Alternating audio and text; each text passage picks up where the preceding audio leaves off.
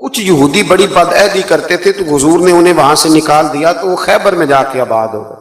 انہوں نے شرارت کی, مکے گئے اور مکے والوں کو تیار کیا کہ اس وقت بدر میں تم مسلمان تم سے جیت گئے تھے تو دیکھا نہیں تم نے احد میں, پھر تم جیت گئے معاذ اللہ, تو آؤ حملہ کرو, ہم تمہاری مدد کریں گے.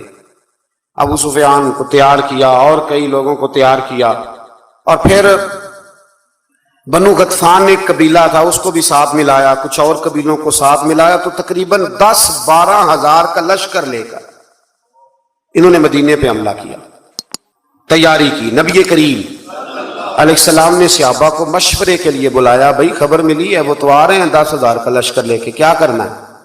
سارے لوگ میٹنگ میں بیٹھے تو حضرت سلمان فارسی نے مشورہ دیا, عرض کی حضور ہمارے علاقوں کے اندر جب اس طرح کا ماحول ہوتا تھا تو خندق کھودی جاتی, ایک چوڑی خندق جس کو دشمن پھلانگ نہ سکے, اس میں آگ جلائی جاتی, گھوڑا کتنی کچھ چھلانگ لگا لے. مدینے کے 3 طرف ویسے ہی کہیں باغات ہیں, کہیں بڑی آبادی ہے گنجان آباد, کہیں پہاڑ ہیں, تو جو حصہ خالی ہے جہاں سے خطرہ ہے وہاں خندق کھود دیتے ہیں. نبی کریم نے فرمایا تمہاری بات مجھے بڑی پسند آئی ہے. حضرت سلمان فارسی کے کہنے پر حضور نے نا خندق کھودنے کا ارادہ فرمایا. 40 گز خندق کھودیں گے, 10 بندے مل کے. 10 آدمیوں کو کہا 40 گز خندق کھودنی ہے اور یہ 5 گز گہری ہونی چاہیے. اب خندق کھودنے لگے اور اتنی زیادہ قحط کا زمانہ تھا کہ صحابہ نے پیڑ پہ پتھر باندھ کے خندق کھودی, اور وہ بڑی مشہور روایت ہے کہ ایک چٹان نہیں ٹوٹتی تھی تو نبی پاک نے پھر آ کے 3 ضربیں لگائیں اور ہر دفعہ فرمایا لو بھئی ملک شام کی کنجیاں بھی اللہ نے مجھے دے دی, یمن کی بھی دے دی ہیں, ایران کی بھی دے دی ہیں.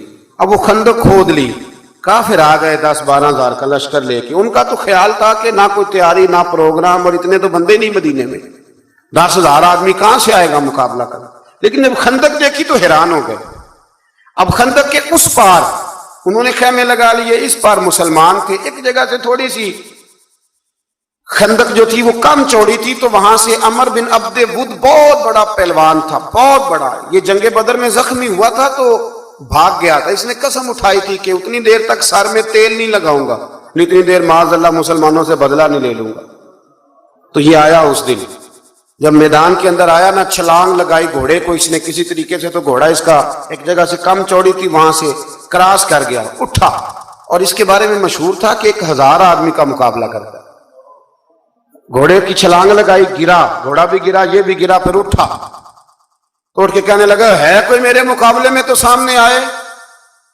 اس نے پہلا اعلان کیا تو مولا علی شیر خدا اٹھ کے کھڑے ہو گئے, فرمایا میں کرتا ہوں. حضور نے فرمایا علی ٹھہر جائیے, عمر بن عبد ود ہے, 1000 کے مقابلے میں لڑتا ہے. عرض کی حضور میں بھی تو اسد اللہ ہوں نا, لڑتا ہے تو پھر کیا ہوا, دیواریں ہلتی رہتی ہیں اور در کانپ جاتا ہے. علی کا نام سن کے اب بھی خیبر کانپ جاتا ہے, مجھے جانے دے. جب تیسری دفعہ وہ پکارا تو حضرت علی کہنے لگے حضور بس کریں, اب تو حد ہو گئی, میں ضرور جاؤں گا. حضور نے اپنے دست مبارک سے ذوالفقار حیدری عطا فرمایا. حضرت مولا علی شیر خدا یوں نکلے وہاں سے کہ جیسے شیر کچھار سے نکلتا ہے, اور جب آئے نا سامنے تو کہنے لگا تیرا کیا نام ہے؟ آپ فرمانے لگے علی ابن ابی طالب ابن عبد المطلب, یہ میرا نام ہے. کہنے لگا میں نہیں تجھ سے لڑتا, تیرا باپ میرے باپ کا دوست تھا. حضرت علی فرمانے لگے بہانے نہ کر, علی کا نام سن کے بہانے کرتا ہے, تیرا باپ میرے باپ کا دوست تھا, اس کا کیا مطلب ہے؟ فرمایا میرا دوست بھائی وہی ہے جو محمد عربی کا دوست ہے, میدان میں آ مقابلہ کر. اس کو بات سن کے اتنا غصہ آیا, کہنے لگا پھر تم لڑو گے؟ حضرت علی فرمانے لگے سنا ہے تو 2 باتوں میں سے ایک قبول کر لیا کرتا ہے, کیونکہ میں نے بھی پہلوانوں کی ساری باتیں سنی ہیں. تو کہنے لگا وہ کیا؟ حضرت علی فرمانے لگے سنا ہے تو 2 میں سے ایک قبول کر لیتا ہے. فرمایا ہاں. کہنے لگے پھر 2 ہی باتیں, یا اسلام قبول کر لے یا میدان میں آ جا, ایک رکھ لے. کہنے لگا وہ تو نہیں میں قبول کرتا. حضرت علی فرمانے لگے پھر ڈر نہ, سامنے آ. اس نے بڑی زور سے حملہ کیا حضرت علی پہ, بڑی زور سے. حضرت علی رضی اللہ تعالیٰ عنہ کے سر اقدس پر زخم بھی آیا, میں پوری بات عرض کروں گا, اور ساری زندگی اس کا نشان مبارک سر پہ رہا, ساری زندگی. تو جب اس نے حملہ کر لیا تو پھر حضرت علی نے بغیر بتائے حملہ نہیں کیا. فرمانے لگے بھئی تیری باری ختم ہو گئی, اب میری باری ہے, ذرا سنبھل کے رہنا, علی آنے لگا ہے.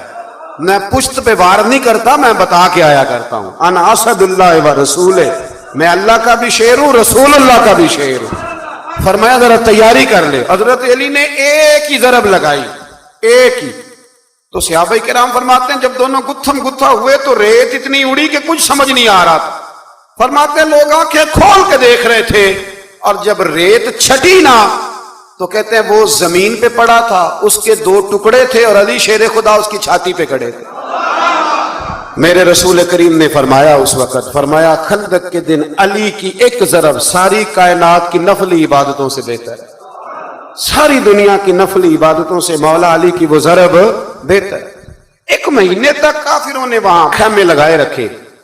ایک دفعہ حضرت علی نے ایک بندہ ہی کاٹا, پھر دوبارہ جرأت کوئی نہیں کی کسی نے آگے آنے کی, نہ کسی نے بتایا کہ وہاں سے ہے رستہ نکل جاؤ, کوئی آیا نہیں. پھر اللہ نے فضل فرمایا, جس کا یہاں اللہ نے آیت نمبر 8 سے آگے ذکر فرمایا. یہاں پھر اللہ نے فضل فرمایا, ان کے خیمے لگے تھے, ٹھنڈ بڑی تھی تو رب کریم نے ہوا بھیجی, ٹھنڈی ہوائیں چلی, آندھیاں آئیں, خیمے اکھڑ گئے, جانور ان کے رسے توڑا کے بھاگ گئے. ابو سفیان کہنے لگا بھئی بات یہ ہے کہ مہینہ ہو گیا میں یہاں, نہ وہ ہمارے قابو آئے, نہ کوئی بات مسئلے کا حل ہوا. اب یہ جو طوفان ہے نا, اس میں تو نہیں رہ سکتا, تم نے رہنا تو رہو. اس نے سب سے پہلے وہ بیٹھا اونٹ پر, اور روایت میں کتنی تیزی سے بیٹھا کہ اس کے اونٹ کا پاؤں بتا تھا, اسے یہ بھی یاد نہ رہا. اونٹ کو اٹھاتا ہے تو اٹھتا نہیں. تو کسی نے کہا سردار تجھے تو بھاگنے کی اتنی جلدی ہے, وہ تم نے اونٹ کا پیر بھی نہیں کھولا. رسی تلوار سے کاٹی, جب وہ بھاگا تو سارے پیچھے بھاگ گئے. میرے حبیب فرمانے لگے دیکھو رب کریم نے ہمیں بغیر جنگ کے ہی فتح عطا فرما دی. اس ساری جنگ کے احوال اس پارے کے اندر رب کریم نے بیان فرمایا. اس کو جنگ احزاب بھی کہتے ہیں اور جنگ خندق بھی کہتے ہیں.